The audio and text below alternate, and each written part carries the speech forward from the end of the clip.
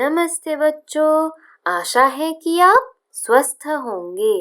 तीसरी कक्षा में आपका स्वागत है। आज की कक्षा के 2 उद्देश्य हैं। पहला, छात्रों को स्वच्छता का महत्व बताना और दूसरा, आकारांत पुल्लिंग शब्दों का बहुवचन रूप समझाना। दोस्तों, कक्षा का आरंभ एक सुंदर कहानी से करते हैं। चलिए इस कहानी का आनंद लेते हैं। स्वच्छता का महत्व। स्वस्थ रहने के लिए स्वच्छता आवश्यक है। हमें शरीर को स्वच्छ रखना चाहिए, साफ कपड़े पहनने चाहिए और उचित भोजन करना चाहिए। अंशुल, उठो, स्कूल जाने का समय हो गया है। माँ ने अंशुल को आवाज लगाई, लेकिन अंशुल नहीं उठा तो वह उसके पास जाकर बोली, बेटा उठो और नहा धो लो। कहते कहते माँ ने उसके सिर पर हाथ फेरा। अरे, तुम्हें तो तेज बुखार है। चलो, मैं तुम्हें डॉक्टर के पास ले चलती हूँ, पर पहले तुम हाथ मुंह धो लो और दांत साफ कर लो। माँ, क्या रोजाना दांत साफ करना जरूरी है? हाँ बेटा, इससे दांतों का मैल साफ हो जाता है और वे स्वस्थ रहते हैं। यदि हम दांत साफ न करें तो मुंह से बदबू आने लगती है। माँ ने समझाते हुए कहा। अंशुल ने दांत साफ किए और हाथ मुंह धो लिए। माँ ने उसे साफ कपड़े पहनाए और डॉक्टर के पास ले गई। डॉक्टर ने अंशुल को देखा, उसे बुखार था। उन्होंने पूछा, क्या पेट में भी दर्द है? हाँ। अंशुल धीमी आवाज में बोला। कल स्कूल में तुमने क्या खाया था? माँ ने टिफिन में जो रखा था वही खाया था। अपने दोस्त राहुल के साथ थोड़ी सी चाट भी खाई थी। ठीक है, मैं समझ गया। तुम्हारे पेट दर्द और बुखार का कारण चाट है। डॉक्टर ने अंशुल को समझाया।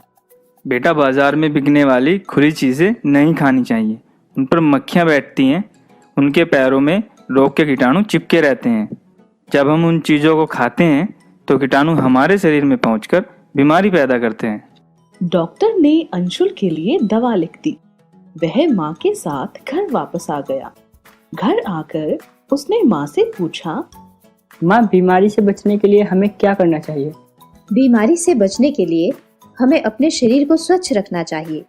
प्रतिदिन प्रातः उठकर शौच आदि जाकर दांत साफ करने चाहिए और स्नान करना चाहिए।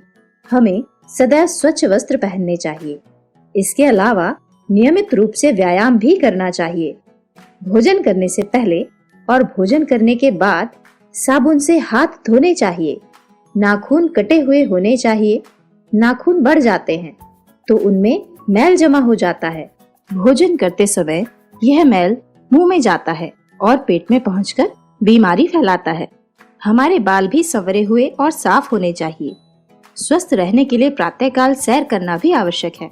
समय पर सोना और जागना स्वास्थ्य के लिए हितकर है। माँ ने अपनी बात को दोहराते हुए कहा, जो बच्चे अपने शरीर की सफाई का ध्यान रखते हैं वे जल्दी बीमार नहीं होते। मैं सब कुछ समझ गया माँ। अब मैं आपकी बताई बातों को सदैव ध्यान में रखूंगा। आपको कहानी अच्छी लगी बच्चों? कहानी में हमने स्वच्छता के बारे में सीखा है। स्वच्छता मतलब सफाई। हमने देखा कि किस प्रकार हमें साबुन से हाथ धोने चाहिए और अपने आप को साफ रखना चाहिए। चलिए बच्चों, अब हम कुछ प्रश्नों को देखते हैं। इन प्रश्नों के उत्तर लिखिए। पहला प्रश्न, स्वस्थ रहने के लिए क्या आवश्यक है? स्वच्छता या फिर गंदगी?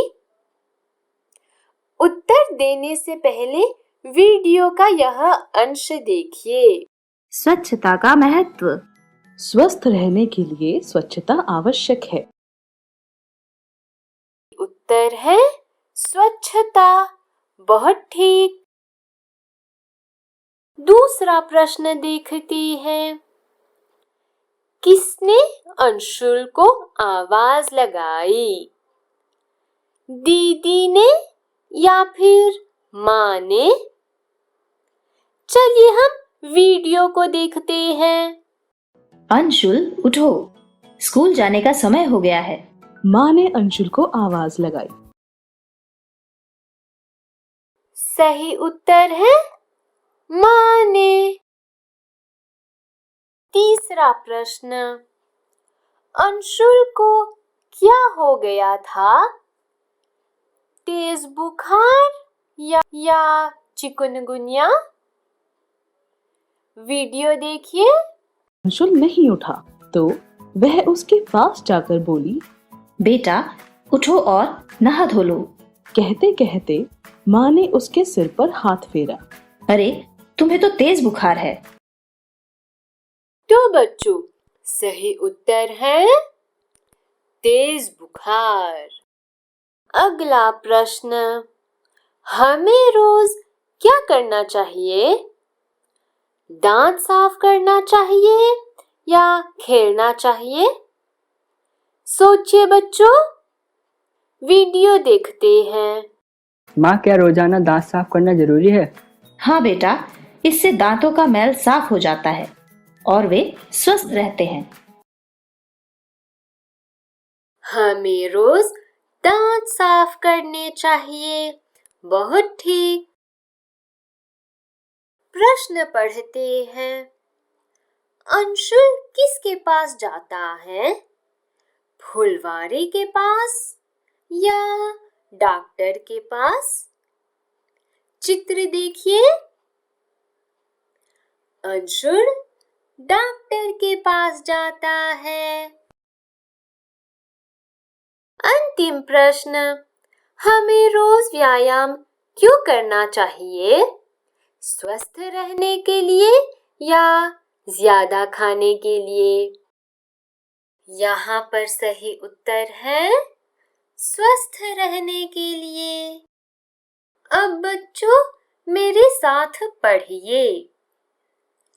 एक लड़का, दो लड़के। पढ़िए, एक लड़का, दो लड़के। आगे हम आकारांत पुल्लिंग शब्दों के बहुवचन रूप का अभ्यास करेंगे।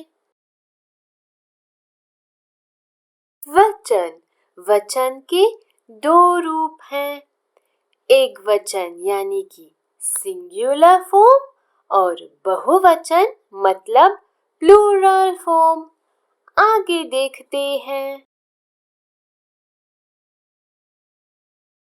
पढ़िए और समझिए। पहला चित्र देखिए। इसमें एक बस्ता है और दूसरे चित्र में दो बस्ते हैं। बच्चों, यहाँ पर आपने क्या सुना? मैंने दोनों को एक समान नहीं कहा है। जहाँ पर एक ही वस्तु है यानी बस्ता, मैंने कहा एक बस्ता, और जहाँ एक से अधिक है मैंने कहा बस्ते। यहाँ बस्ता बहुवचन में है और बच्चों जहाँ एक ही चीज होती है वहाँ एक वचन होता है। इस तरह हमने बहुवचन बनाने के लिए बस्ता शब्द के अंत से आ को हटाकर ए लिखा है। बोलिए, एक बस्ता, दो बस्ते। फिर से, एक बस्ता, दो बस्ते। बहुत ठीक। चित्रों को ध्यान से देखिए। एक लोटा, तीन लोटे। दोबारा बोलिए, एक लोटा, तीन लोटे। एक कपड़ा, बहुत कपड़े। बहुत मतलब मैनी। बोलिए, एक कपड़ा, बहुत कपड़े।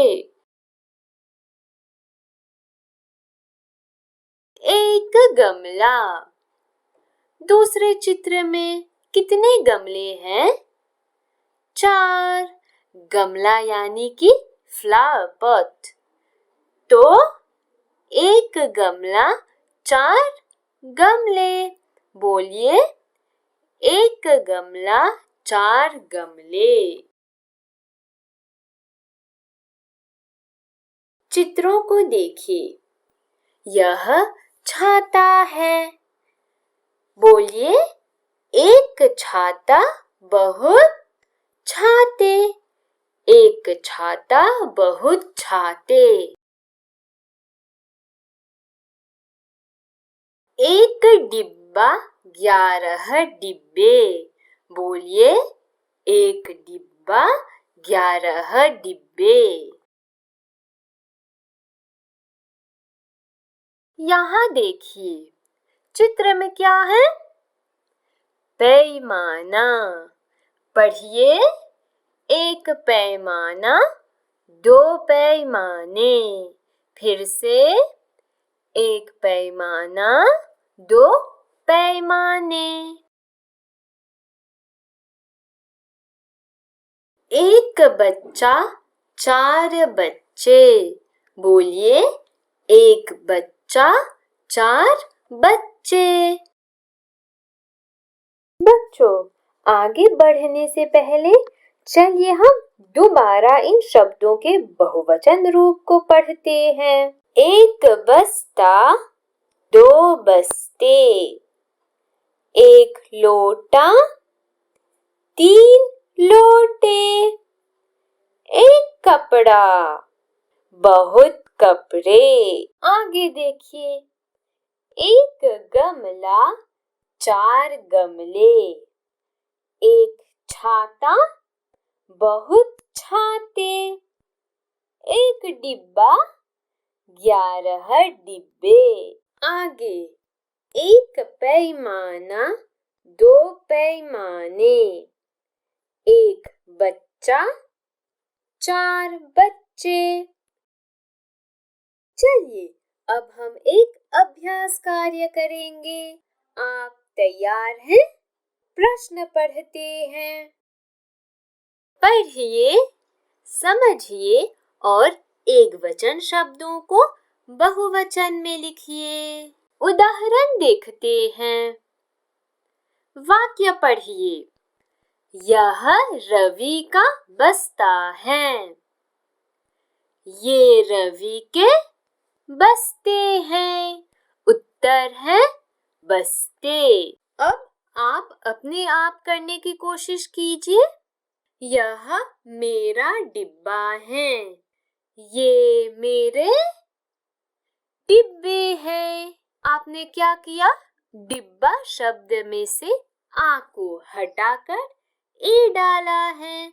बहुत ठीक। पढ़िए। चाचा जी लहंगा बेचते हैं। चित्र देखिए। एक लहंगा है? नहीं, 3 लहंगे। तो उत्तर है चाचा जी लहंगे बेचते हैं। बहुत ठीक।